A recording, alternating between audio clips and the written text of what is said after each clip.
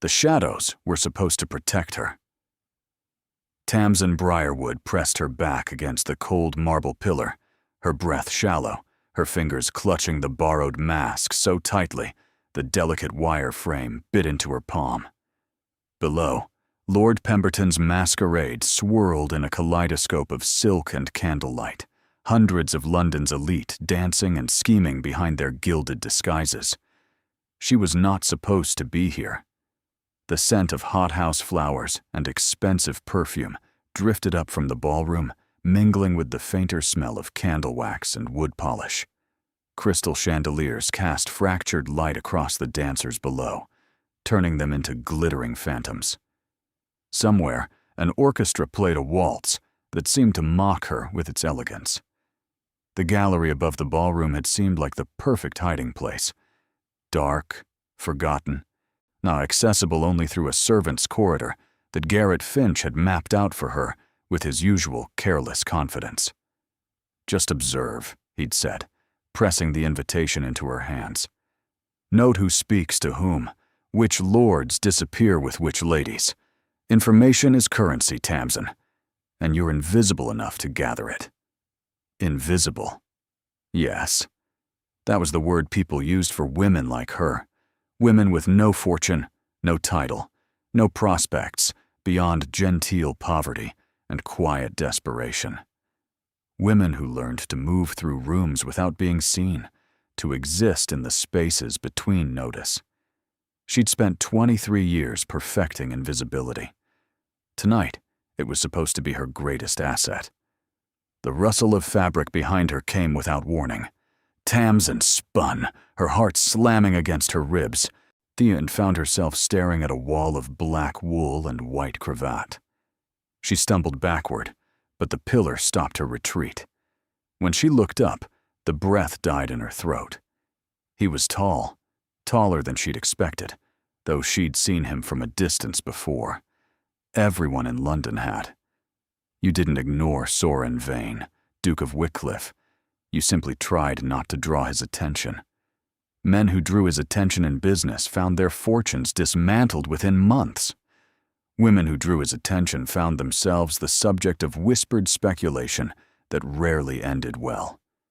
The mask he wore was simple, black silk that covered only his eyes, but it did nothing to soften the sharp angles of his face, the severe line of his jaw, the way his dark hair swept back from a forehead that seemed designed for cold calculation.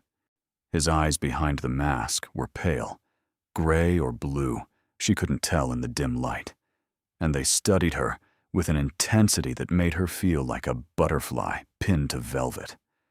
Every instinct screamed at her to run, but there was nowhere to go.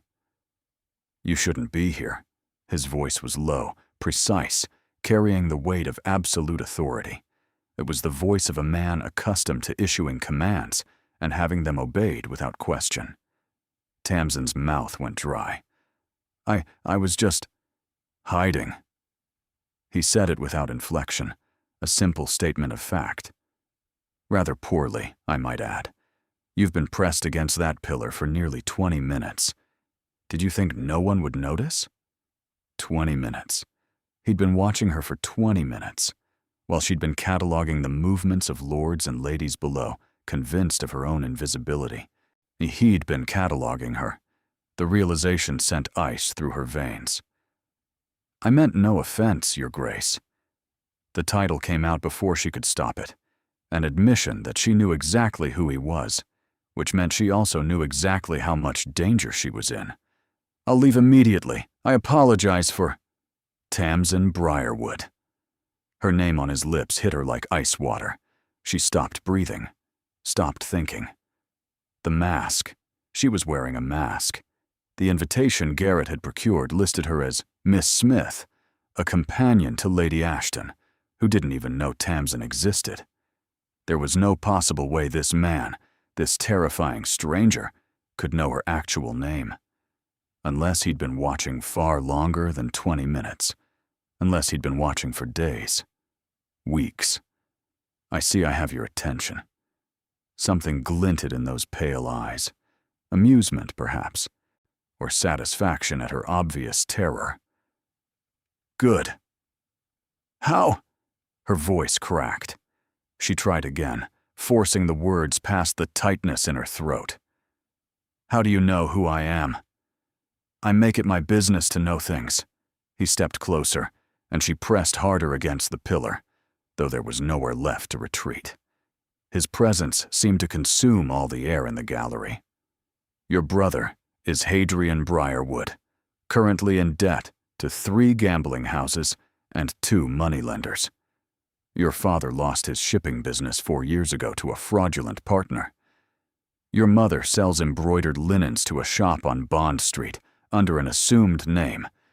And you," his gaze swept over her, clinical and thorough, "you take whatever odd employment Garrett Finch throws your way, because desperation makes people remarkably flexible in their morals." Each fact was a knife, slicing away the careful fiction she'd constructed around herself. He knew everything. Somehow, impossibly, he knew everything. Her family's shame, her mother's secret work, her brother's foolish debts, all of it laid bare by this stranger who watched her like a predator assessing prey. "What do you want?" she whispered. "Straight to the point. I appreciate that." He leaned closer, and she caught his scent, sandalwood and something darker, like smoke or secrets. "What I want, Miss Briarwood, is your cooperation. What you're going to receive in return is an opportunity. I don't understand. You will." His head tilted slightly, listening to something she couldn't hear. Footsteps, perhaps, or voices approaching. "But first, ought we have company?" Before she could react, his hand closed around her wrist, warm and firm and utterly improper, and he pulled her away from the pillar, positioning her in front of him, with her back to the gallery railing. To anyone approaching, it would look like intimate conversation. 2 masked figures, huddled close in the shadows. It would look like scandal. "What are you doing?" she hissed, acutely aware of his proximity, of the heat radiating from his body, of the way his hand still encircled her wrist like a shackle, creating leverage. "Be quiet." Footsteps echoed on the gallery floor, accompanied by feminine laughter and the rustle of expensive fabric. Tamsin's stomach dropped as 3 figures emerged from the shadows, 2 young women in elaborate gowns and masks, and an older matron whose diamonds caught the candlelight like frozen stars. "Your Grace." The taller of the young women spoke, her voice dripping with honeyed familiarity. Even through her mask of peacock feathers, her satisfaction was visible. "I thought I saw you slip away. How fortunate that I found you." Lady Venetia Harcourt. Tamsin recognized the voice from countless society events she'd observed from servants' quarters and shadowed corners. The woman rumored to be the Duke of Wycliffe's inevitable bride. Beautiful, wealthy, connected, and possessed of a cruelty that she wielded like a perfectly sharpened blade. "Lady Venetia." The Duke's tone could have frozen wine. "I wasn't aware I required finding." "Clearly you required something."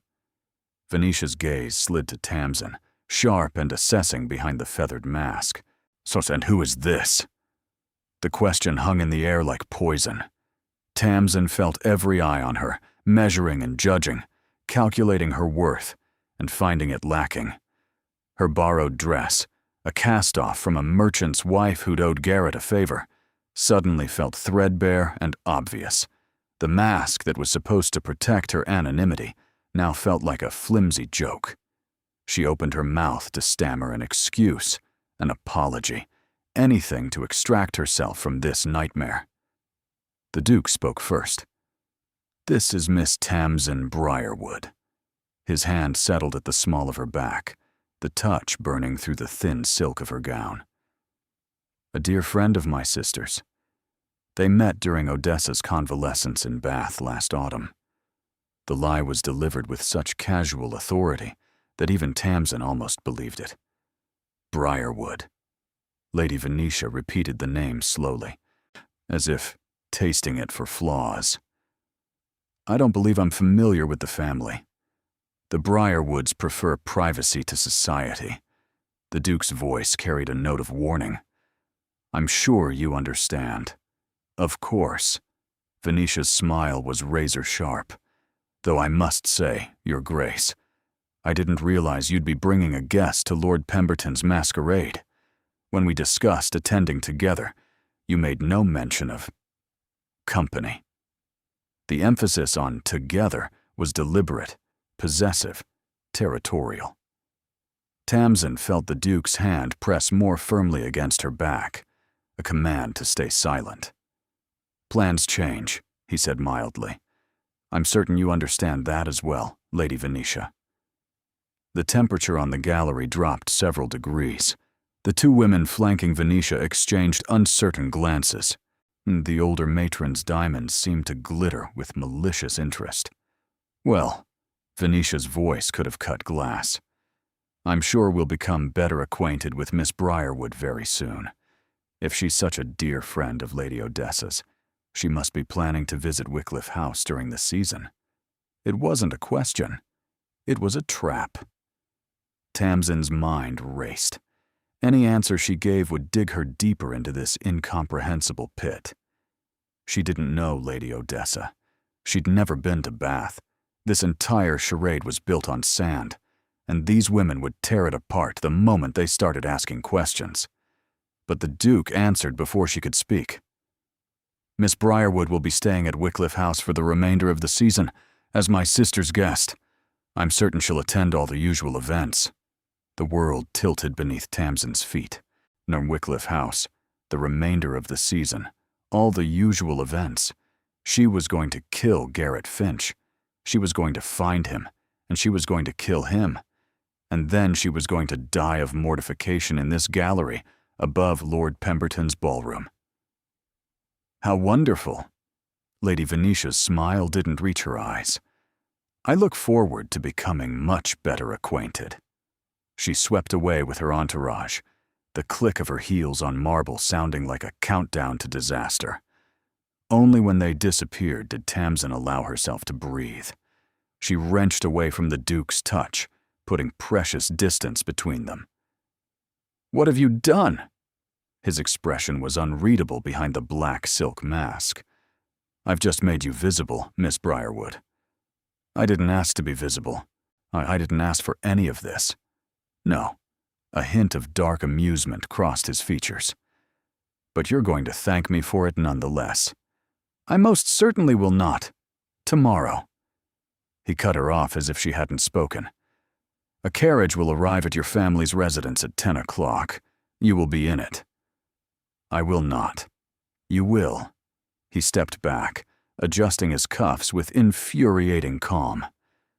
Because if you don't, Miss Briarwood, Lady Venetia will spend the next 24 hours discovering exactly who you are, how you came to be at this masquerade, and what role Garrett Finch played in getting you here. And when she does, he paused, letting the silence stretch like a blade. Well, let's just say your family's current difficulties will seem like paradise compared to what follows. Tamsin's blood ran cold. You wouldn't. I don't make threats. He turned to leave, then paused, glancing back over his shoulder. I make promises. 10 o'clock, Miss Briarwood. Don't keep me waiting. He vanished into the shadows as silently as he'd arrived, leaving Tamsin alone with her racing heart and the sickening realization that her carefully constructed invisibility had just been shattered beyond repair. And the most feared Duke in England held every broken piece. The carriage arrived at precisely 10 o'clock. Tamsin had spent the night pacing her small room in her family's cramped lodgings, alternating between fury and terror. She'd considered running, packing a small bag, and disappearing into the countryside before dawn. But every time she moved toward her wardrobe, she saw her mother's face, worn thin by years of quiet struggle. She heard Hadrian stumbling home at midnight, drunk on cheap wine and cheaper promises. If she ran, Lady Venetia would destroy them. The Duke had made that abundantly clear. So at 9:30, she dressed in her best day gown, a faded blue muslin that had been retrimmed twice, and told her mother she'd been offered a position as a companion to a young lady of quality. A companion. Her mother's eyes had brightened with desperate hope. "Oh, Tamsin, that's wonderful. Which family?" The lie tasted like ash. The Vanes. Lady Odessa Vane. Her mother had clasped her hands together, tears of relief gathering in her eyes. "A duke's sister. Oh, my darling girl. Perhaps our luck is finally changing." Tamsin had embraced her tightly, unable to speak past the guilt lodged in her throat. Now, unseated in the Duke's impossibly elegant carriage, with its velvet cushions and polished brass fittings, Tamsin wondered how many more lies this arrangement would require. The vehicle smelled of leather and wealth, foreign scents that reminded her with every breath how far from her own world she'd traveled. She was alone. The Duke hadn't come to collect her personally. Of course he hadn't. But the carriage bore his crest on the door, and the footman who'd helped her inside had treated her with the deference reserved for guests of significance. Guests, not prisoners, though the distinction felt rather thin at the moment. The ride to Mayfair took less than 20 minutes, but it felt like hours. When the carriage finally stopped and the door swung open, Tamsin found herself staring at a townhouse so imposing it seemed to swallow the sky. Wycliffe House was all pale stone and towering columns, windows gleaming in the morning light like watchful eyes. A butler waited at the open door, his posture so rigid it hurt to look at him. The building radiated power and permanence, everything Tamsin's life was not. "Miss Briarwood." His tone betrayed nothing. "His Grace is expecting you in the study. This way, please." The interior was even more overwhelming. Marble floors, soaring ceilings, paintings that probably cost more than her family's entire annual income. Tamsin kept her eyes forward and her spine straight, refusing to gawk like the country interloper she so obviously was. The butler stopped before a heavy oak door and knocked once. "Enter." The Duke's voice sent an involuntary shiver down her spine. The butler opened the door, announced her, and withdrew with silent efficiency, leaving Tamsin standing on the threshold of a room lined floor to ceiling with books. Soren Vane sat behind a massive desk, looking exactly as intimidating in daylight as he had in the shadows of Lord Pemberton's gallery. Without the mask, his face was even more severe, cheekbones sharp enough to cut, a mouth that looked like it had never smiled. His eyes, she could now see, were gray. The pale gray of winter storms, of morning frost, of stone walls built to keep the world at bay. "Miss Briarwood," he gestured to a chair across from his desk. "Sit." It wasn't an invitation. It was a command. Tamsin sat, folding her hands in her lap to hide their trembling. "Your Grace." "You came. I wasn't entirely certain you would. You didn't leave me much choice." "No." He studied her with that unnerving intensity, as if cataloging every detail of her appearance for future reference. "I didn't. Tell me, Miss Briarwood, what do you know about me?" The question caught her off guard. I know what everyone knows." "Which is?"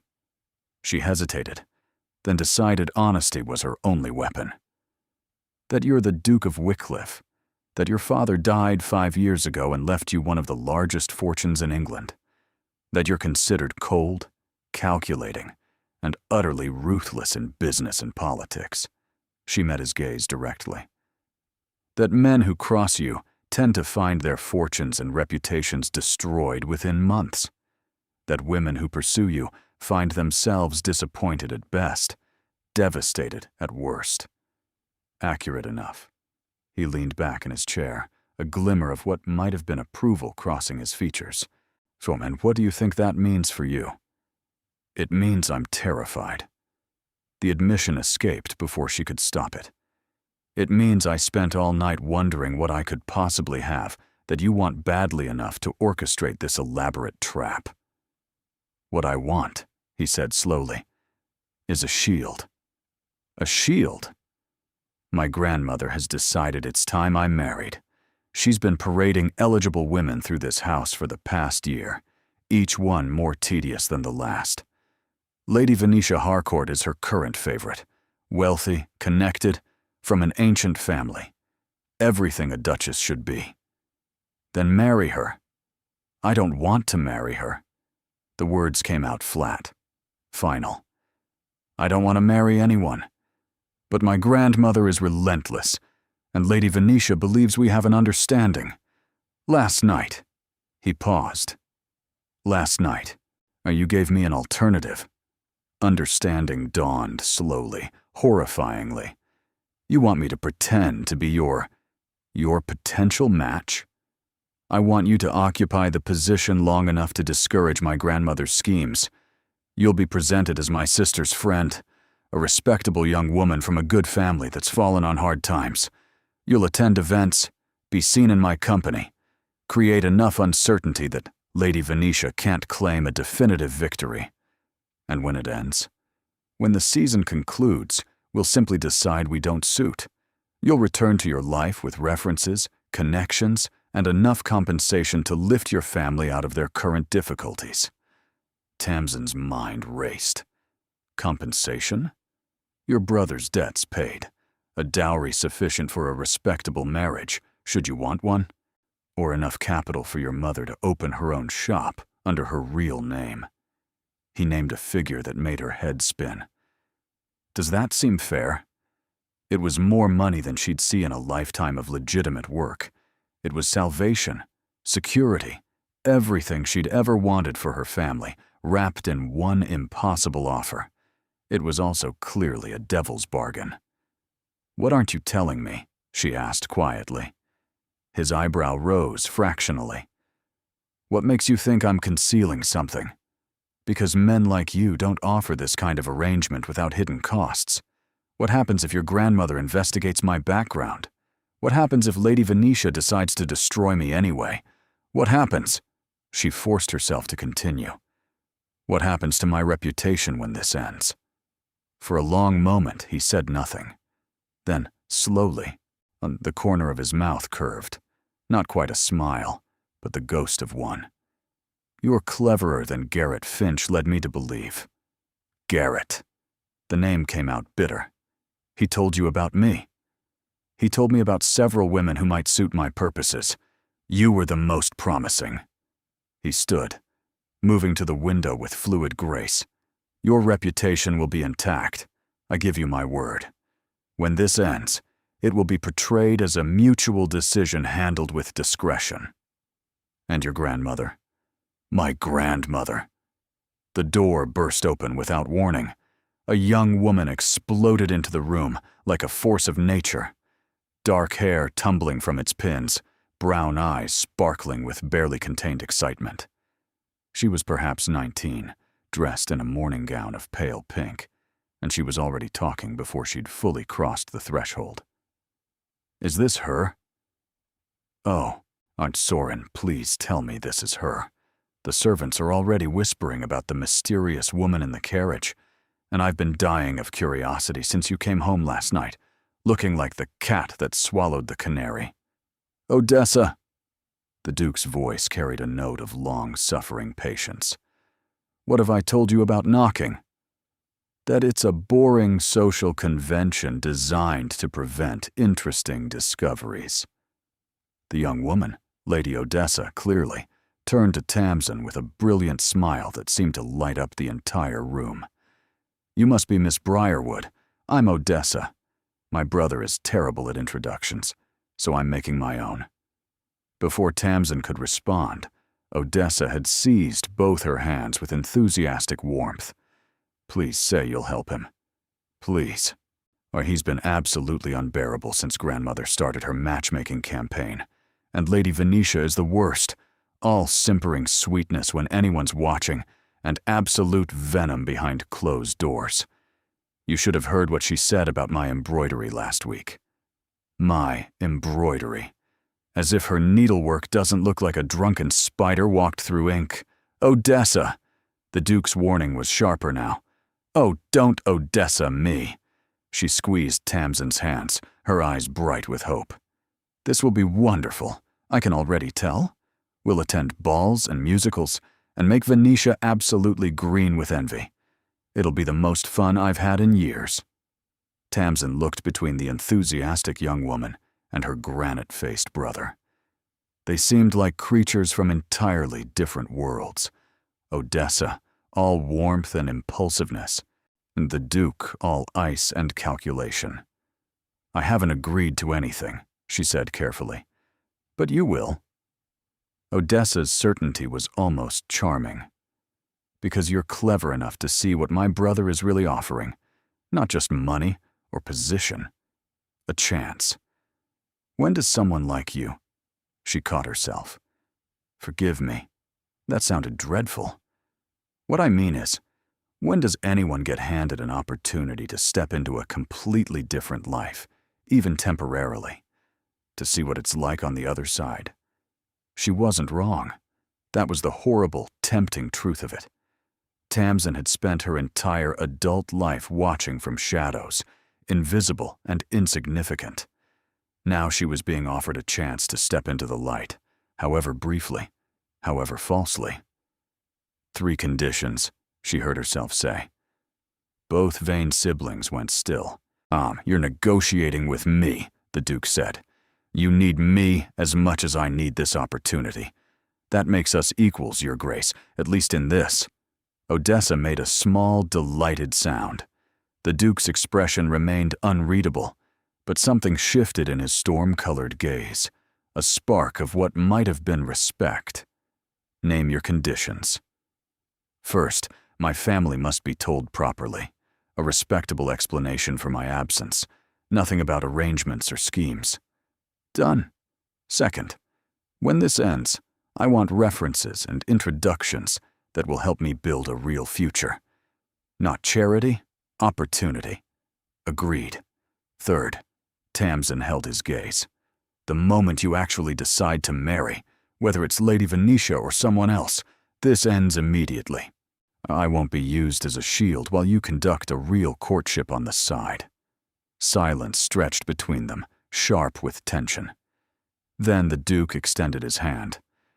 You have my word. All 3 conditions. Do we have an agreement? Tamsin looked at his outstretched hand. Strong, elegant, utterly foreign to her world. She thought of her mother's tired eyes, her brother's endless debts, the slow suffocation of poverty that had been crushing her family for years. She took his hand. We have an agreement. His grip was warm and firm, sealing a bargain that terrified her. Odessa clapped her hands together. Perfect. Now we need to discuss wardrobes. You can't possibly wear that to the Ashford dinner on Thursday. But Tamsin barely heard her. She was too focused on the Duke's eyes, which hadn't left her face. There was something there. Curiosity, perhaps, or calculation. Or something else entirely. Something she couldn't name. Whatever she'd just agreed to, she had the distinct feeling it would change everything.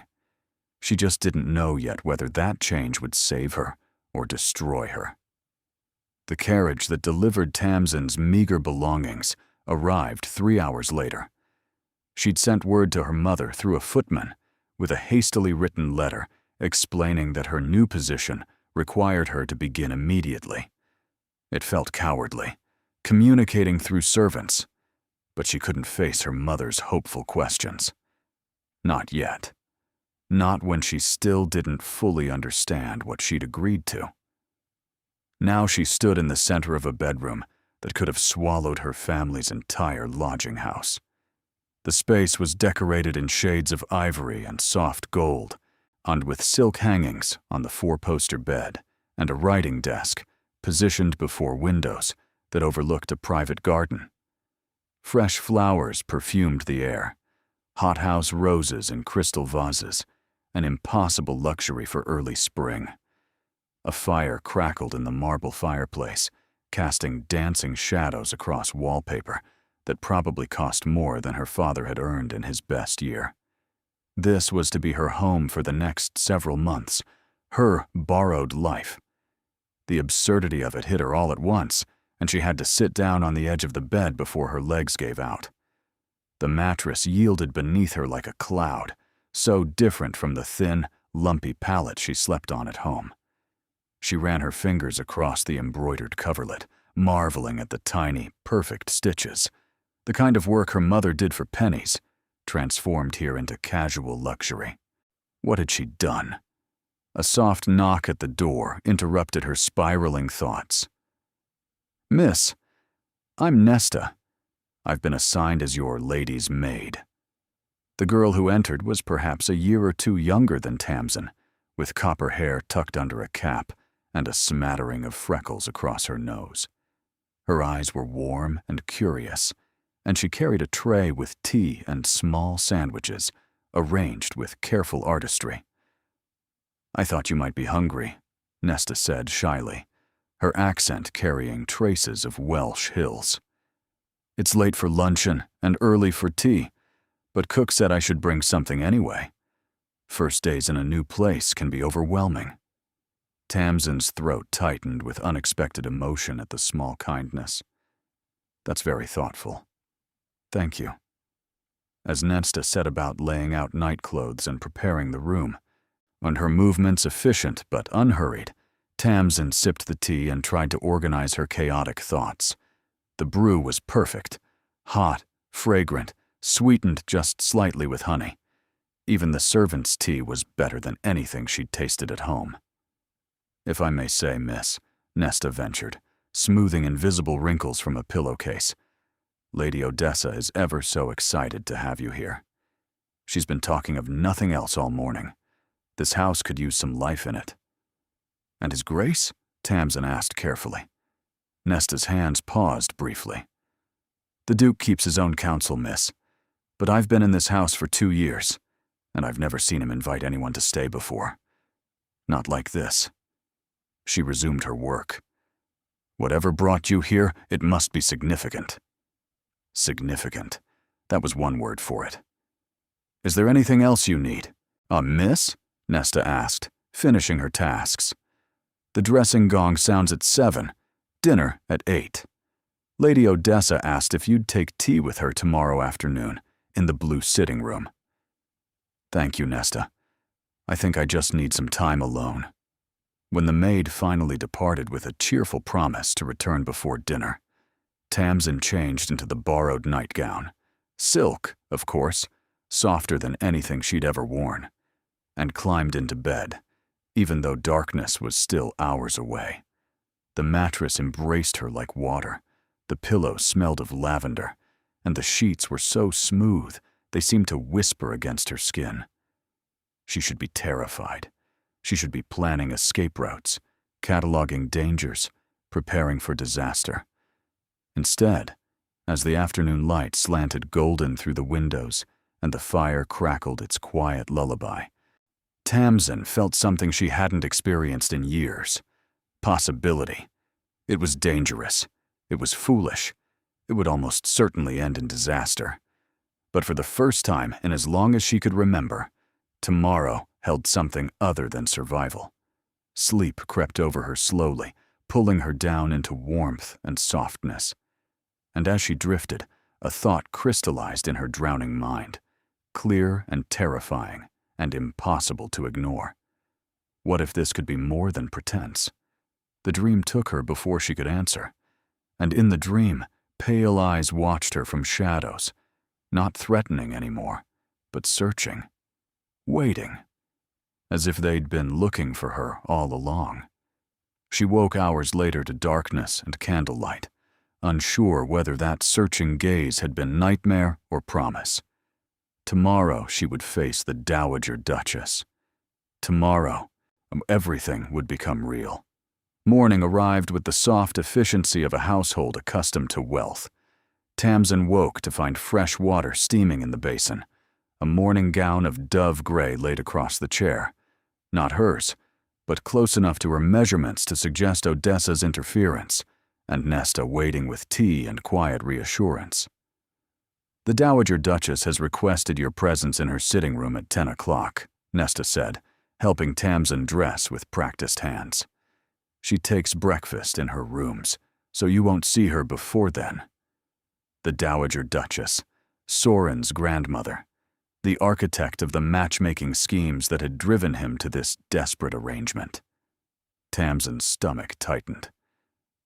"What should I expect?" Nesta hesitated, her fingers pausing on the buttons of Tamsin's gown.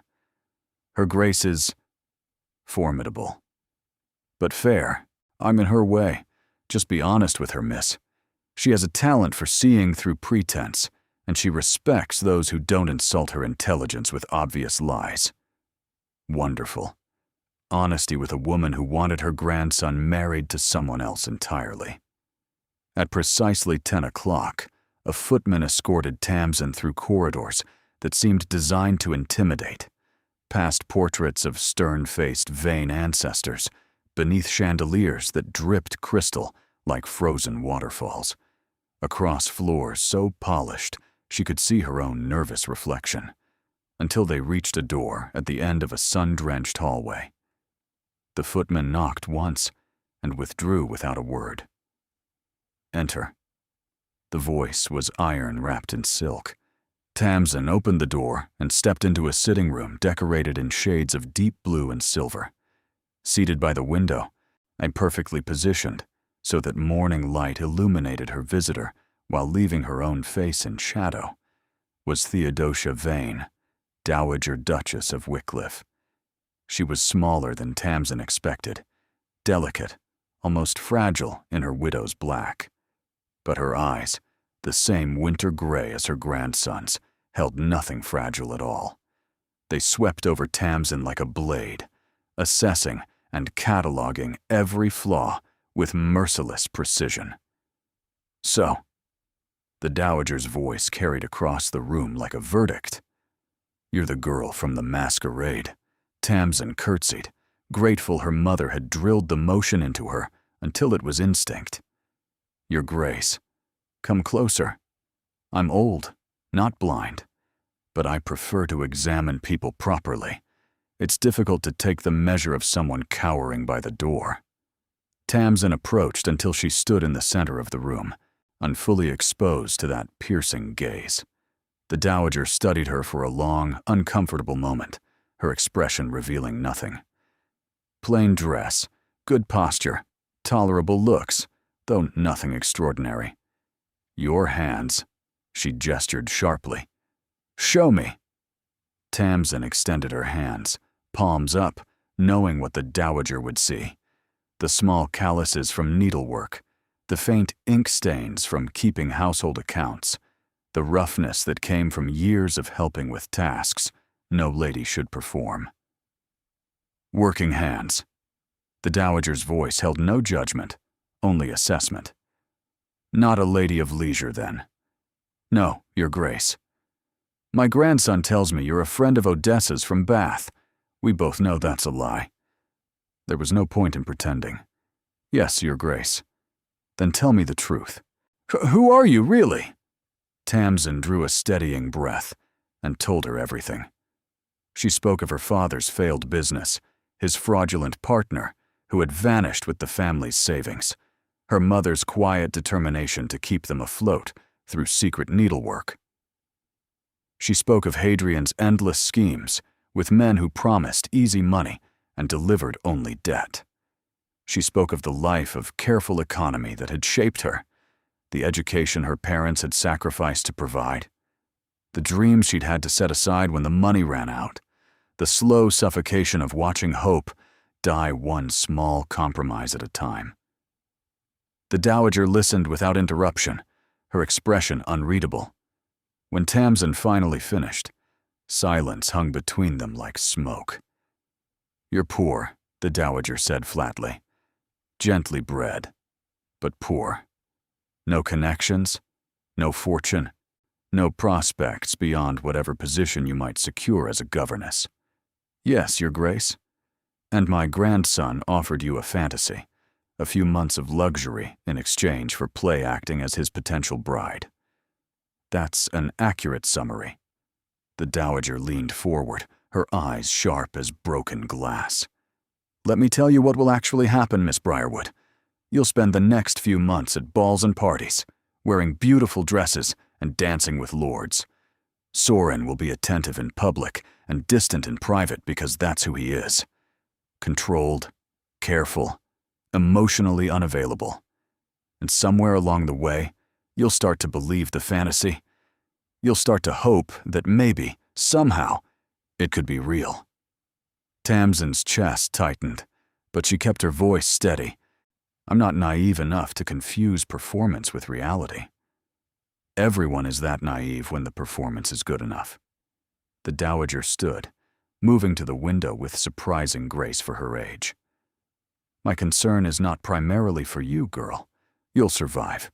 You're clever and adaptable, and Odessa will ensure you land on your feet. My concern is for Soren. That was not what Tamsin expected.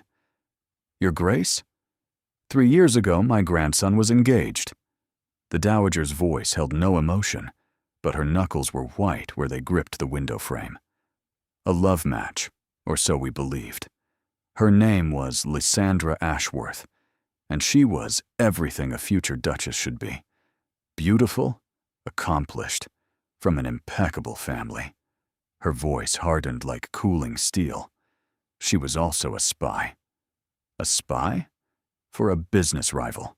She seduced my grandson. I gained his trust and his heart, then used her access to steal family secrets. She very nearly destroyed the Vane shipping empire. Decades of work, generations of legacy, nearly lost because my grandson believed himself loved. The Dowager turned, her silhouette stark against the light. When Soren discovered the truth, when he found her in his study, copying documents, something died inside him. He had her removed from the house within the hour and never spoke her name again. Tamsin's mind raced. The cold calculation she'd sensed in him, the walls behind his eyes, they suddenly made terrible sense. He loved her, she said quietly. He was prepared to give her everything, and she was prepared to take it, not for love, but for profit. The Dowager crossed back to her chair, lowering herself with careful dignity. Since then, my grandson has been a fortress. He performs his duties, manages his responsibilities brilliantly, but he trusts no one, feels nothing. I've watched him retreat further and further into himself, and I've been powerless to stop it. That's why you push Lady Venetia on him. You want him to feel something again. I want him to live again. The Dowager's eyes blazed with sudden intensity. Venetia isn't ideal, but she's safe, predictable. She won't hurt him because she doesn't have the capacity. She wants his title, not his heart. And you think I'm dangerous? I think you're an unknown variable. The Dowager leaned forward.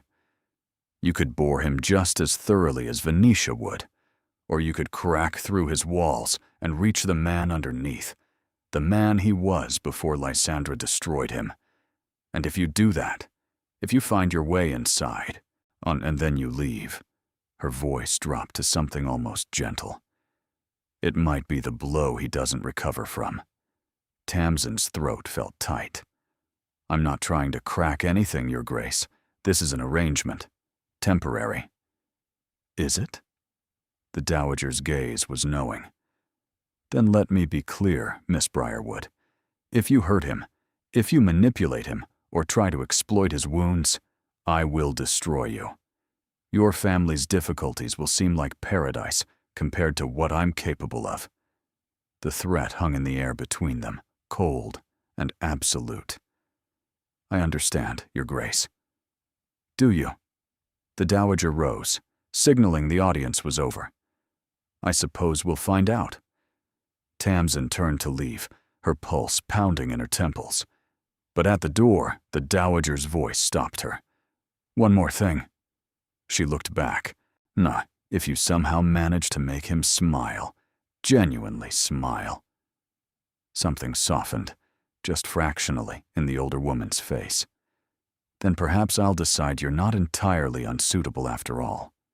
It was, Tamsin realized, both a warning and a benediction, and she had absolutely no idea which one would prove more dangerous. The modiste arrived that afternoon with an army of assistants and enough fabric to clothe a small village. Madame Celestine was a tiny woman, with sharp eyes and sharper pins, and she moved around Tamsin like a sculptor assessing raw marble, circling, measuring, occasionally making small sounds of approval or disapproval that revealed nothing of her actual thoughts. "The midnight blue for evening," she declared in accented English, draping silk across Tamsin's shoulders. "It will make her eyes luminous, no? And the amber silk for afternoon calls, warm, approachable, yet sophisticated." She held up another length of fabric, this one the color of crushed garnets that seemed to glow with inner fire. "And this for the Ashford dinner, dramatic but tasteful." "She has the coloring for it," Odessa observed from a chaise, practically bouncing with excitement. "Oh, the garnet is perfect. Venetia always wears pastels. You'll stand out beautifully." "Is that wise?"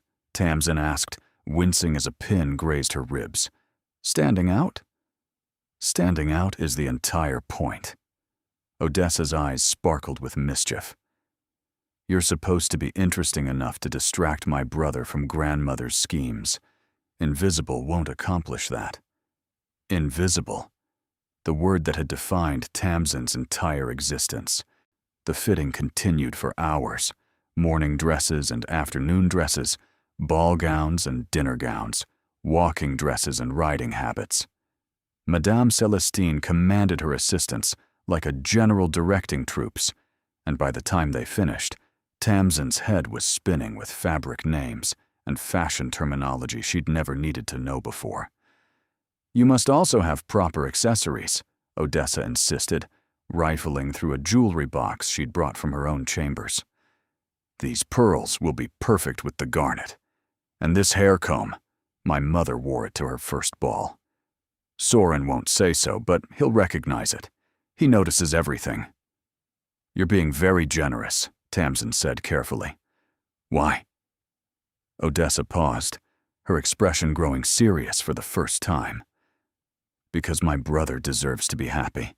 Oh, and because I haven't seen him look at anyone the way he looked at you last night in the study. Like you were a puzzle he actually wanted to solve." As the modiste packed up her materials, she paused beside Tamsin, something almost kind in her sharp eyes. "You have good bones, mademoiselle," she said quietly.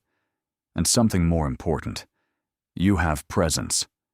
The clothes will help, but the true transformation comes from within. Remember that."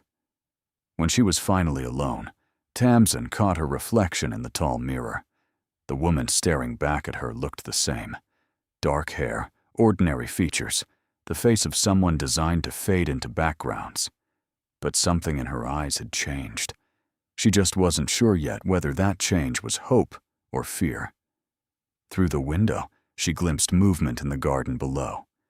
Soren, walking alone among the dormant flower beds, his hands clasped behind his back, his gaze fixed on something she couldn't see. He looked solitary, isolated, like a man surrounded by walls no one could breach. "If you somehow manage to make him smile." The dowager's words echoed in her mind, and Tamsin felt something stir in her chest. Not hope, exactly. Something more dangerous. Something that felt like a beginning. 4 days passed in a whirlwind of fittings, etiquette lessons, and Odessa's enthusiastic coaching. Tamsin learned which fork to use for fish courses, how to address an earl versus a marquess, which topics were acceptable for dinner conversation, and which would cause scandal. She memorized the names and alliances of a dozen noble families, practiced her curtsy until her legs ached, and tried desperately to absorb everything Odessa threw at her. Through it all, the Duke remained conspicuously absent. She glimpsed him occasionally, crossing the entrance hall with papers in hand, disappearing into his study with men in expensive suits, departing for Parliament before breakfast, and returning after she'd retired. He acknowledged her with formal nods when their paths crossed, but made no attempt at conversation. It was exactly what she'd expected. The Dowager had warned her, attentive in public, distant in private. It shouldn't have bothered her. On the fifth evening, unable to sleep and tired of staring at her beautiful ceiling, Tamsin crept downstairs to find something to read. Odessa had mentioned a library on the second floor, and surely no one would notice if she borrowed a book. The library was dark when she entered, lit only by the dying embers of a fire. She'd taken 3 steps inside before she realized she wasn't alone. "Miss Briarwood?" She jumped, her heart lurching. The Duke sat in a leather chair by the fireplace, barely visible in the shadows. A glass of something amber rested in his hand, catching what little light remained. "Your Grace, I'm sorry. I didn't realize anyone was here. I'll leave." "Stay." It wasn't quite a command, but it wasn't a request either. "I could use the distraction." Tamsin hesitated, then moved cautiously toward the bookshelves, acutely aware of his presence behind her. The room smelled of old paper, leather, and the faint sweetness of expensive brandy.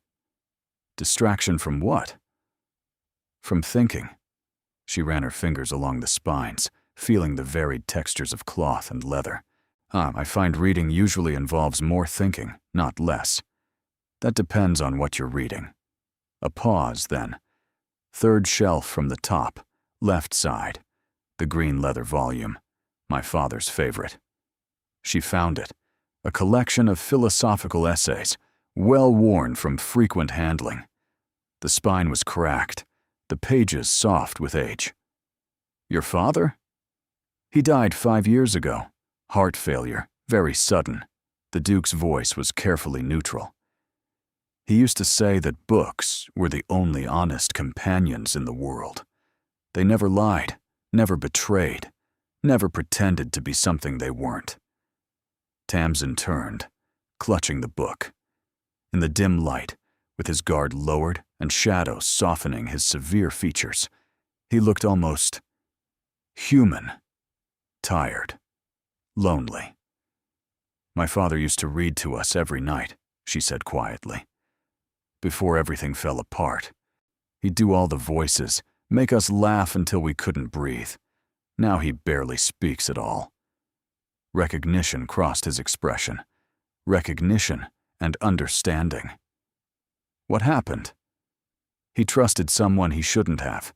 A business partner who turned out to be a fraud.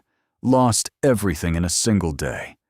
She moved closer, settling into the chair across from him. "He came home that evening and told us we'd have to sell the house.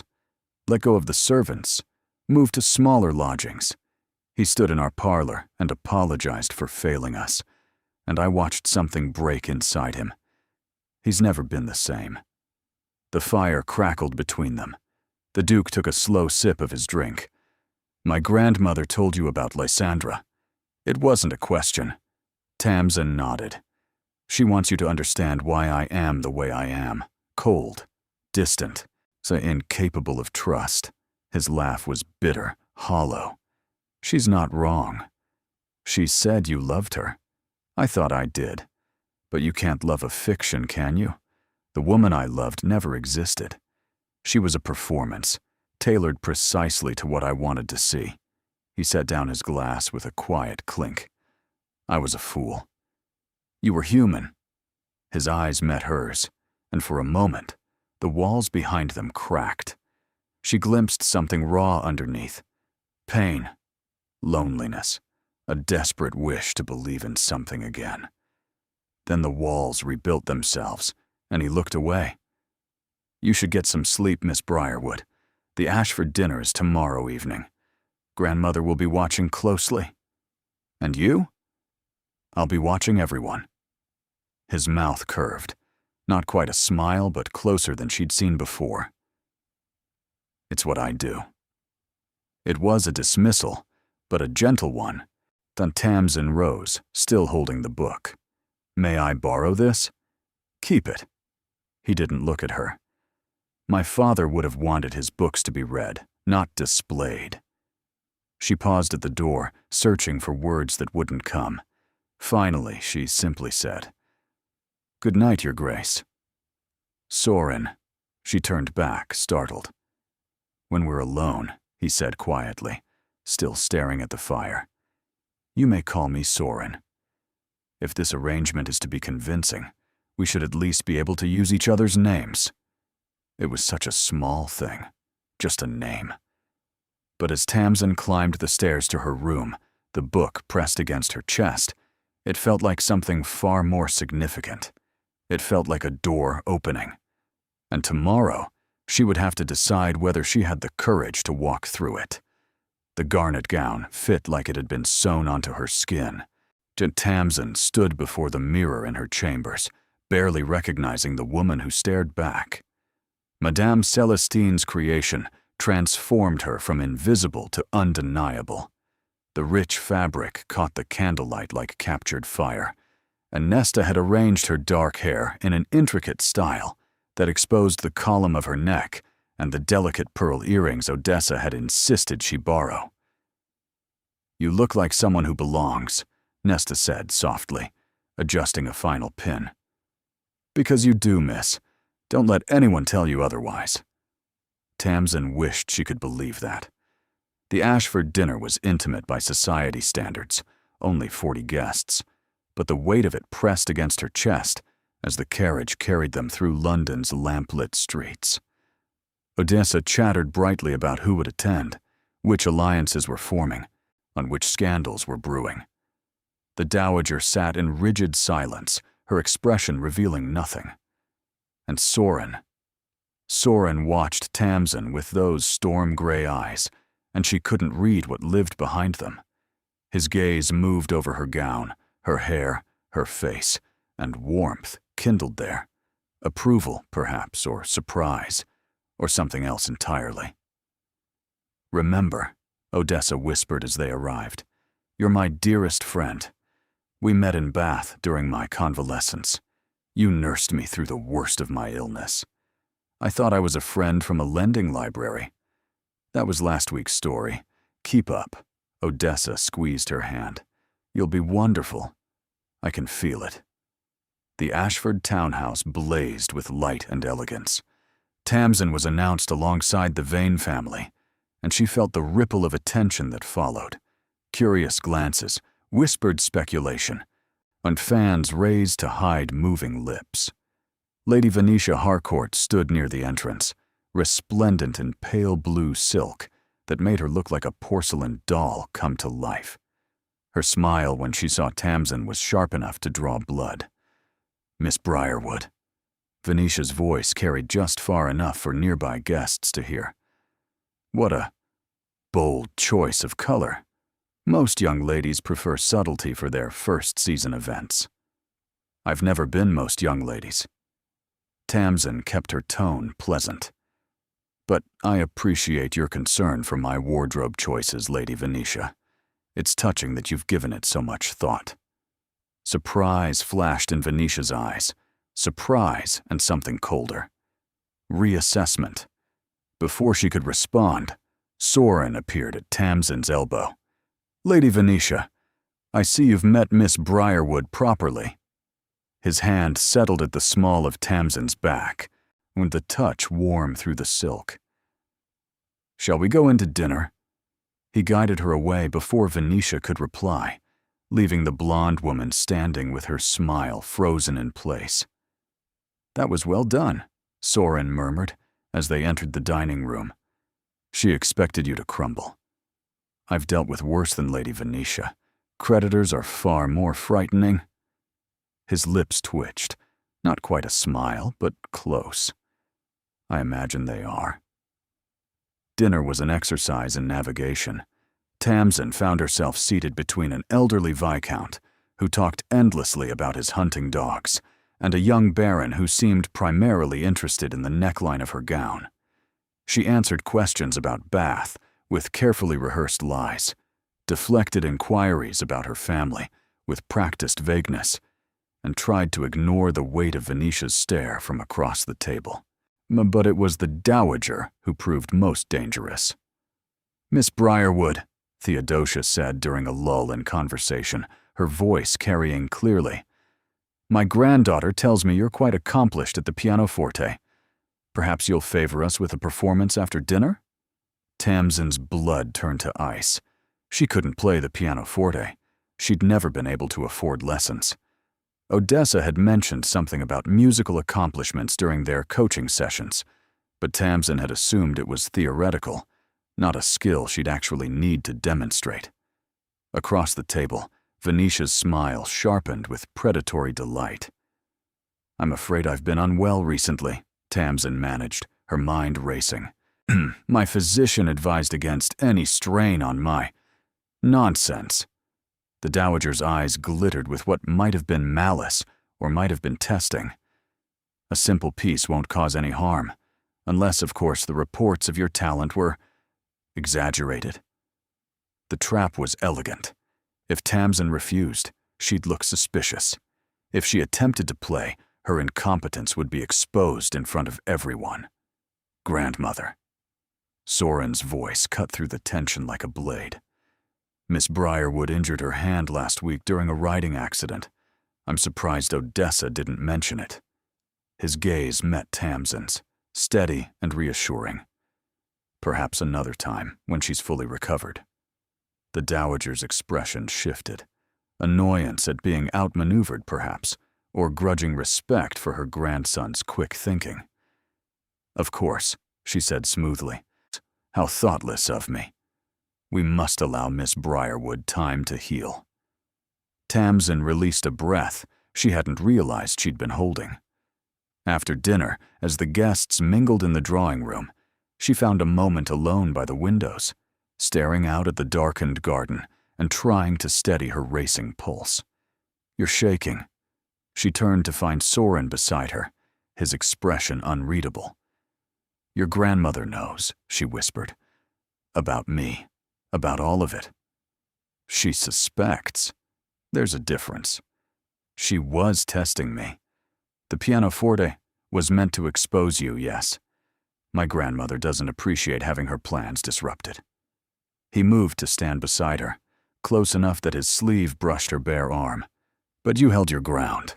That matters." "I nearly didn't. If you hadn't intervened." "But I did?"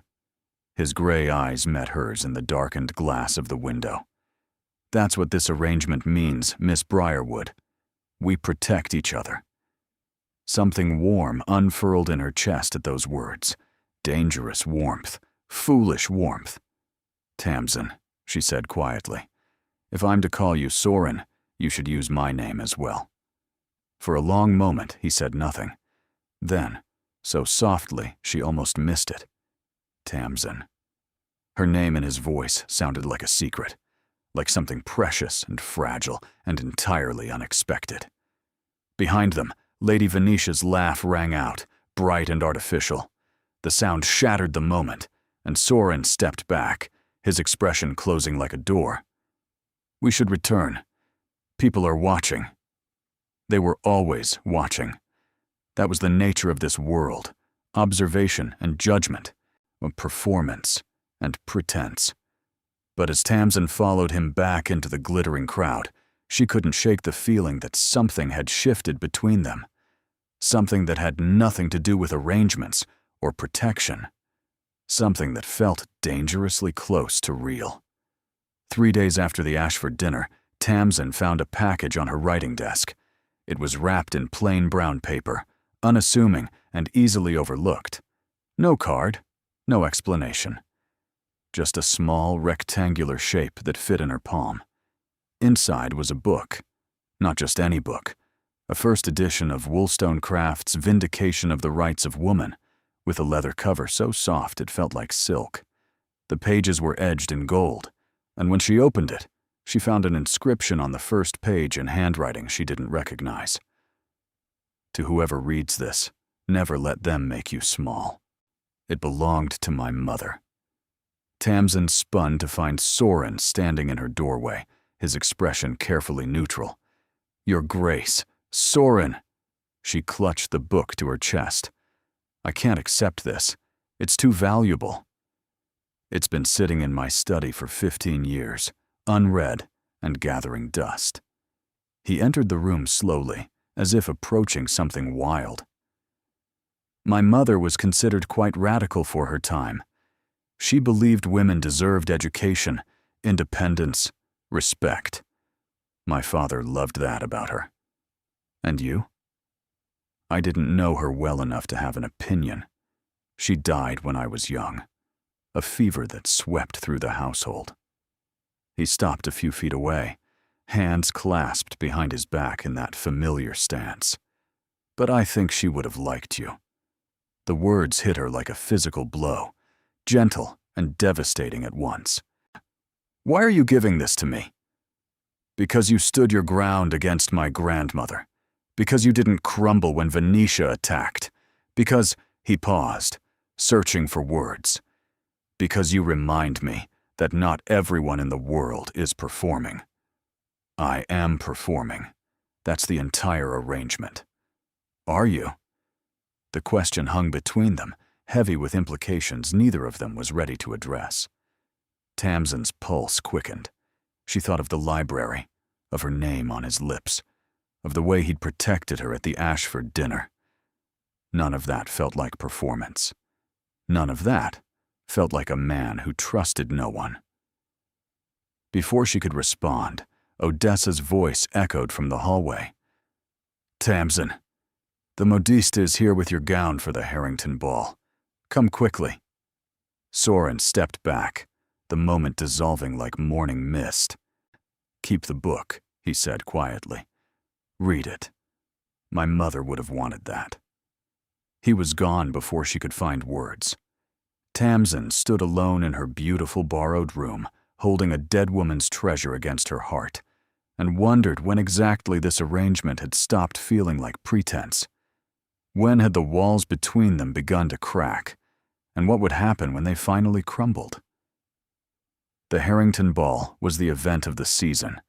300 guests, an orchestra imported from Vienna, and enough champagne to float a ship.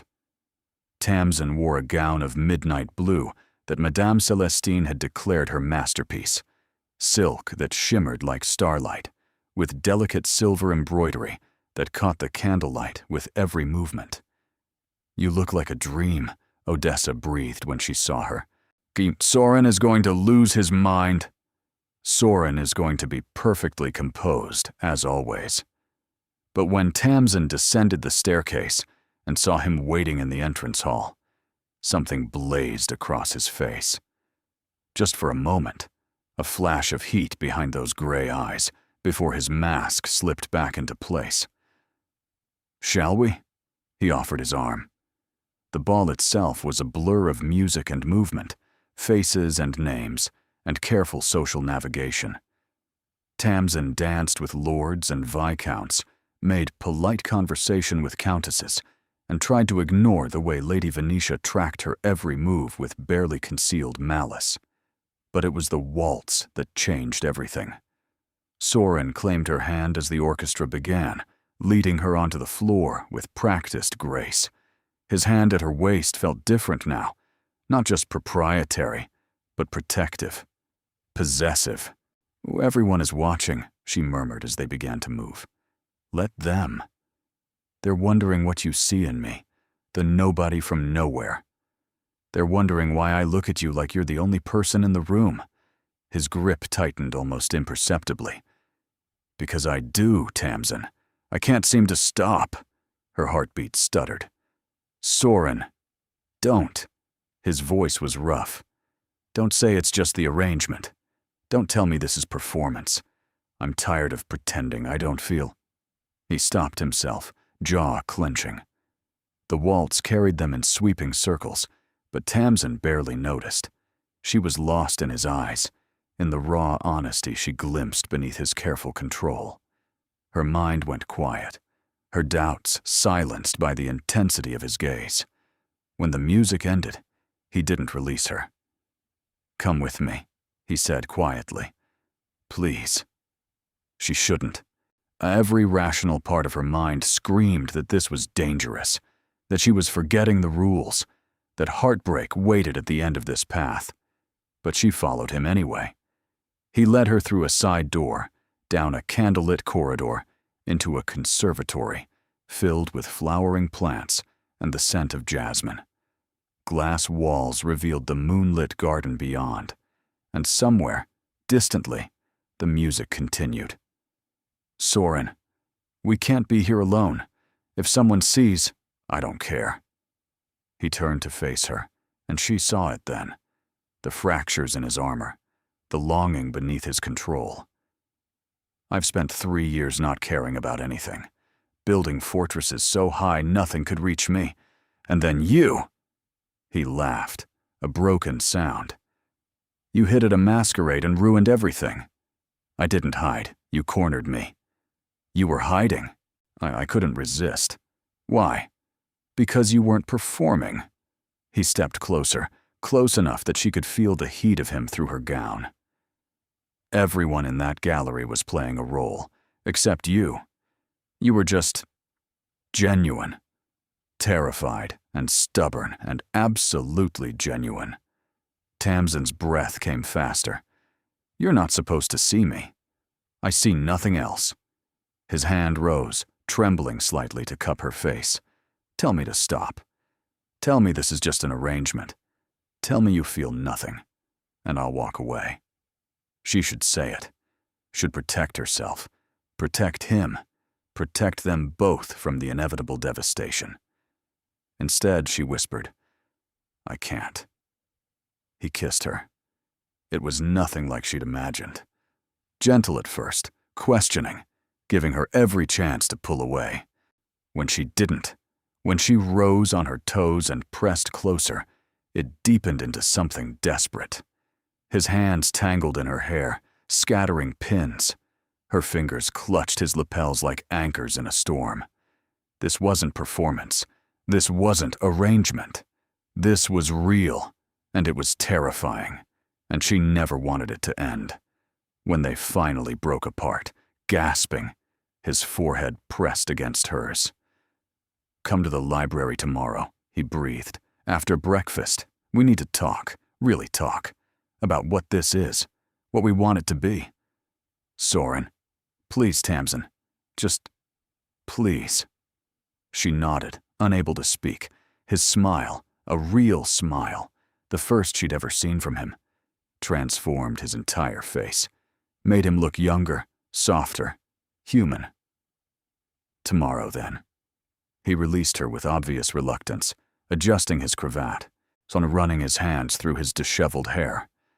They'd have to return separately, enter through different doors, pretend nothing had happened. But as Tamsin slipped back into the ballroom, her lips still tingling and her heart racing, she knew nothing would ever be the same. She didn't see Lady Venetia watching from the shadows, and she didn't see the cold, calculating smile that spread across the woman's face. The library meeting never happened. Tamsin woke late, having barely slept, her mind replaying the kiss until she thought she might go mad from the memory. She dressed quickly, checked her appearance 3 times, and made her way downstairs with her pulse thrumming in anticipation. The Dowager was waiting in the breakfast room, alone. "Sit down, Miss Briarwood." Her voice held none of its usual sharp edges. Instead, there was something almost like pity. "We need to talk." Tamsin's stomach dropped. "Where's Soren? We were supposed to—" "My grandson has been called away on urgent business. Estate matters in Yorkshire that required immediate attention." The Dowager's gray eyes were flat. "He left 2 hours ago. He'll be gone for at least a fortnight." 2 weeks. He'd left without a word, without seeing her, without— "He asked me to convey his apologies," the Dowager continued. The timing was unfortunate. Unfortunate. That's what she was. An unfortunate complication, easily set aside when more important matters called. There's something else. The Dowager set down her teacup with deliberate care. Lady Venetia came to see me this morning, early. She had quite an interesting story to tell. The ice in Tamsin's veins spread deeper. She mentioned seeing you and my grandson in the conservatory last night, alone, in what she described as a compromising position. Nothing compromising happened. What you did or didn't do is irrelevant. What matters is what Lady Venetia believes she saw, and what she intends to do with that belief. The Dowager's voice hardened. She's given me an ultimatum. Either I publicly denounce you as a fortune hunter who seduced my grandson, or she'll spread the story herself, with embellishments. But that's blackmail. That's society, Miss Briarwood. Welcome to it. Tamsin gripped the edge of the table, her knuckles white. What did you tell her? I told her I needed time to consider. She's given me until tomorrow evening. The Dowager leaned forward. So now I'm asking you, what are your intentions toward my grandson? I love him. The words came out before she could stop them, raw and terrified, and absolutely true. The Dowager's expression didn't change. Love. Such a convenient emotion. Tell me, did you love him before or after you saw the size of his fortune? That's not fair. Nothing about this situation is fair. The Dowager stood, her movements precise and controlled. You're a merchant's daughter, with nothing to offer but a pretty face and a talent for infiltrating places you don't belong. My grandson is the Duke of Wycliffe, with responsibilities and obligations you can't begin to understand. Whatever happened in that conservatory was a moment of weakness, nothing more. Each word was a blade, finding every vulnerable place inside her. He kissed me, Tamsin whispered. He said he wanted to talk. He says many things when infatuation clouds his judgment. He said similar things to Lysandra before she nearly destroyed him. The Dowager's voice softened, just fractionally. I'm not cruel, Miss Briarwood. I believe you care for him in your way. But caring isn't enough. Not for this world. Not for his future. What are you asking me to do? Leave. Today. Before Lady Venetia's ultimatum expires. Before my grandson returns. Before this situation becomes any more catastrophic than it already is. The Dowager pressed an envelope into Tamsin's hands. This contains the compensation Soren promised you. Your brother's debts have been cleared. Your mother has been given enough to start her shop. Everything you were promised. It's yours. Tamsin stared at the envelope. Her hands were shaking. And if I refuse? Then Lady Venetia destroys you publicly. Your family's name dragged through the mud. Your brother unable to find employment anywhere in London. Your mother's new venture ruined before it begins. The Dowager's voice was soft, but implacable. I don't want that, Miss Briarwood. But I will protect my grandson, even from himself. The choice wasn't a choice at all. Tamsin stood slowly, the envelope clutched in her numb fingers. May I leave him a letter? If you must. She wrote it in her beautiful borrowed room, tears blurring her vision, the words coming out stilted and wrong. Soren, I'm returning home. This arrangement has run its course, and I think we both know it's time for it to end. Please don't look for me. Don't come after me. What happened between us was a mistake, one I won't allow either of us to compound. I wish you every happiness. Tamsin. She packed her few belongings, the faded blue muslin she'd arrived in, the small personal items she'd brought from home. But when she reached for the Woolstone craft, her hand hesitated over the green leather volume beside it. His father's philosophy essays, the first book he'd given her. She couldn't take them. Either of them. They belonged to his family, to his memories, to a life she had no right to claim. She left both books on her writing desk, side by side, and walked away from everything they represented. The carriage ride home felt like a funeral procession. Home was smaller than she remembered. The cramped rooms, the worn furniture, the smell of cabbage and coal smoke. It all pressed against her like a physical weight. Her mother embraced her with questions and confusion. Her father nodded as if he'd expected this all along, and Hadrian looked guilty in a way that suggested he knew more than he was saying. Tamsin said nothing about Soren, about the kiss, about the way her heart had shattered in the dowager's breakfast room. She simply returned to her old life and tried to pretend the last month had been a dream. But the days felt wrong. The routine she'd perfected over years of survival now seemed suffocating. She helped with the marketing, calculating prices that suddenly seemed insignificant. She took in mending, but her fingers stumbled over stitches she'd made thousands of times before. She read to her father in the evenings, but the words tasted like ash. Normal, sensible, safe, empty. The beautiful room at Wycliffe House haunted her, the scent of roses and lavender, the way the morning light filtered through silk curtains, the sound of Soren saying her name like it mattered. On the third day, Garrett Finch appeared at their door. "You need to come back." Tamsin didn't look up from her sewing.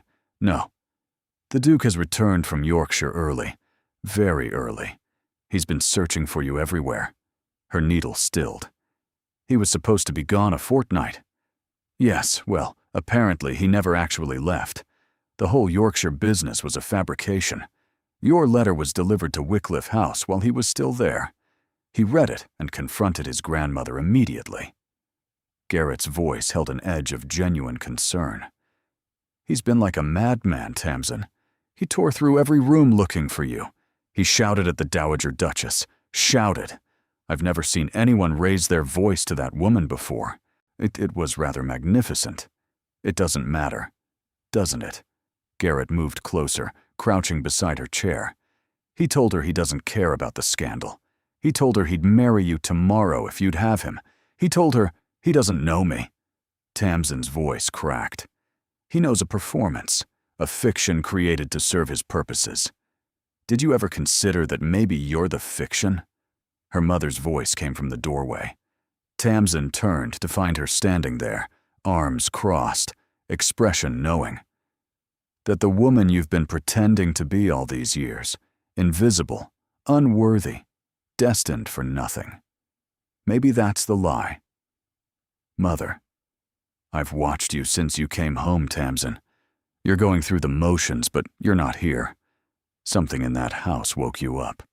Someone in that house made you realize you deserve more than survival." Her mother crossed to her, taking her hands with fierce tenderness. "Don't let fear steal that from you. She threatened our family, the Dowager. If I go back, let her threaten." Her mother's chin lifted with quiet defiance. "We've survived worse than society gossip. We survived your father's ruin. We survived Hadrian's debts. We survived years of making do with nothing. What we haven't survived is watching our daughter kill herself slowly by pretending she doesn't want to live." Tamsin's eyes filled with tears. "He came for you," Garrett said quietly. "The most feared duke in England, who hasn't shown genuine emotion in 3 years, read your letter and tore apart his household trying to find you. That means something, Tamsin. It means everything." She thought of Soren's smile in the conservatory, his mother's book on her writing desk, the way he'd said her name like it was a secret worth keeping. "I need to see him," she whispered. Garrett grinned. "There's a carriage waiting outside." Wycliffe House looked different in the twilight, or perhaps Tamsin was different. She climbed the steps on trembling legs, and the door opened before she could knock, as if the entire household had been watching, waiting. Miss Briarwood. The butler's expression was carefully neutral, but his eyes held something like relief. His Grace is in the library. Of course he was. She found him standing by the fireplace, exactly where he'd been the first night they talked. But everything else had changed. His hair was disheveled, his cravat missing entirely, and he looked like he hadn't slept in days, shadows beneath his eyes, tension in every line of his body. Tamsin. Her name was a prayer and a plea. You came back from Yorkshire. I never went to Yorkshire. He crossed the room in 3 strides, stopping just short of touching her. My grandmother invented the emergency to separate us. I only discovered the truth when I found your letter on her desk. She was holding it, reading it, when I walked into her sitting room. She said, I don't care what she said. I don't care what Lady Venetia threatens, or what society thinks, or what's proper or appropriate.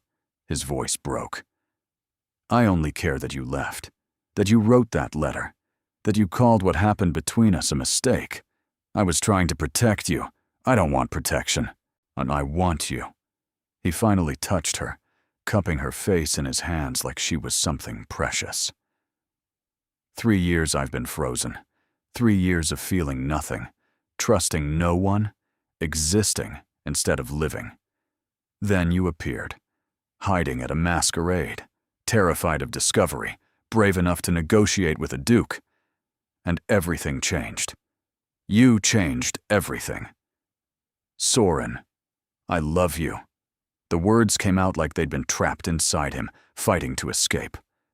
I love your courage and your honesty, and the way you refuse to let anyone diminish you. I love that you argued with my grandmother, and stood up to Venetia, and held your ground when any sensible person would have fled. I love you, and I'm done pretending otherwise. Tamsin's tears spilled over. I love you too. I've been trying not to, but I do. Desperately. Terrifyingly. Completely. His laugh was wet and broken and beautiful. Then stay. Not as an arrangement. Not as a performance. Stay as yourself, and let me prove that I'm worthy of you. Your grandmother is currently in her parlor, having just received a rather thorough education on the consequences of manipulating my life. Something fierce flared in his storm-gray eyes. She won't trouble us again. You can't know that. I can, because I told her the truth. He pulled her closer. I told her you're the only thing that makes me want to live instead of merely exist. I told her I'd give up the title, the fortune, everything, if that's what it took to keep you. And I told her, his voice softened. I told her my mother would have approved. Tamsin thought of the books on her writing desk. Never let them make you small. I left the Wollstonecraft, she whispered, and your father's philosophy essays. I couldn't take them. I know. I found them. He kissed her forehead, her cheeks, the corners of her mouth. You can have them back. You can have everything back. Just please, please, stay. She rose on her toes and kissed him properly. Yes, she breathed against his lips. Yes to everything. Yes to you. His smile, that rare, transformative smile, broke across his face like sunrise. And somewhere in the house, Tamsin could have sworn she heard Odessa cheering. But even as joy flooded through her, a small voice whispered, Lady Venetia's ultimatum expires tomorrow. This isn't over yet. The Sinclair Ball was the last major event of the season. Everyone who mattered in London society would be present, including Lady Venetia, on whose ultimatum had passed without action. The Dowager had refused to denounce Tamsin, and Venetia had been left with only 2 choices: spread the story herself and risk the Duke's wrath, or retreat and accept defeat. She had chosen war. Whispers had circulated all week about the merchant's daughter, the fortune hunter, the scheming nobody who'd seduced her way into Wycliffe House. Tamsin had heard them all, each one a small cut, but she'd held her head high because Soren was beside her, and that was enough. Tonight would be the final battle. Tamsin wore a gown of deep sapphire, chosen by Soren himself. Diamonds sparkled at her throat, a gift from the Dowager, delivered that morning with a note that read simply, "I was wrong. Prove me more wrong." As they entered the ballroom, every eye turned toward them. "Ready?" Soren murmured. "No, but I'm doing it anyway." They descended the staircase together, and Tamsin kept her chin high despite the whispers, the stares, the barely concealed shock on faces throughout the crowd. Lady Venetia stood frozen by the refreshment table, her expression pinched with impotent fury. Around her, the allies she'd cultivated shifted uncomfortably, clearly uncertain which side to take. The orchestra struck up a waltz. Soren turned to her, his voice pitched to Carrie. "Miss Tamsin Briarwood, would you do me the honor of this dance?" The silence that fell was absolute. 300 people held their breath. Tamsin placed her hand in his. "The honor is mine, Your Grace." They took the floor alone, a breach of etiquette that would be discussed for years. But Tamsin barely noticed the scandal. She was too focused on Soren's eyes, on his smile, on the way his hand felt at her waist. "Everyone's watching," she whispered. "Good." He pulled her closer than was proper. "Because I want them all to see this." The waltz ended. They stood in the center of the ballroom, surrounded by hundreds of watching eyes, and Soren dropped to one knee. The gasps were audible. Someone dropped a champagne glass. Lady Venetia made a sound like she was choking. "Tamsin Briarwood," he said, his voice steady and clear. "You hid in shadows and changed my entire life. You made me want to be present instead of merely existing. You taught me that love is worth every risk." He produced a ring from his pocket, a sapphire surrounded by diamonds, glowing in the candlelight. "Will you marry me?" The world held its breath. Tamsin looked down at the man kneeling before her, the most feared duke in England, publicly declaring his love for a nobody from nowhere. She thought of all the reasons this was impossible, all the obstacles they'd face, all the whispers that would follow them forever. Then she thought of his smile, his laughter, his mother's book and his father's philosophy, and the way he said her name like it was sacred. "Yes," she said, loud enough for everyone to hear. "Yes. 1,000 times. Yes." He slid the ring onto her finger and rose to kiss her, right there in the middle of the Sinclair ballroom, in front of everyone who'd ever doubted either of them. The crowd's response was mixed. Applause from some, shocked silence from others, a strangled cry of rage from Lady Venetia that she quickly smothered. But Tamsin didn't care. Let them watch. Let them whisper. They had each other. And that was more than enough. 1 year later, Tamsin stood in the library of Wycliffe House, her library now, as Soren reminded her at every opportunity, watching the summer light filter through the windows. So much had changed in 12 months. Her mother's shop on Bond Street had become wildly successful, frequented by ladies who whispered about the Duchess of Wycliffe's humble origins with grudging admiration rather than scorn. Hadrian had found legitimate work managing estate records, his gambling days behind him. Her father had begun speaking again, slowly returning to himself as the weight of failure lifted from his shoulders. The Dowager had become, improbably, something like a friend, offering acid-tongued advice on navigating society and occasionally admitting that Tamsin exceeded her expectations. Just last week, she'd presented Tamsin with a set of pearls that had belonged to Soren's mother, pronouncing her not entirely unsuitable after all. Odessa had been instrumental in Tamsin's acceptance by society, championing her at every event, introducing her to the right people, deflecting criticism with a combination of charm and steel that reminded Tamsin why the Vane family was so formidable. She'd recently become engaged herself, to a kind-eyed viscount who looked at her like she hung the moon. Even Lady Venetia had faded into irrelevance. After her public humiliation at the Sinclair ball, she'd retreated from London entirely. Rumor had it, she'd married a minor Austrian baron and was making his life miserable on a remote estate in the Alps. Tamsin couldn't bring herself to feel sorry for either of them. You're thinking too loudly." Tamsin turned to find Soren in the doorway, smiling that rare smile she'd come to treasure. He crossed to her, wrapping his arms around her waist, pulling her close. "I found something," she said, "while cataloging your father's books." She showed him the letter, yellowed with age, tucked into a volume of philosophy she'd been organizing.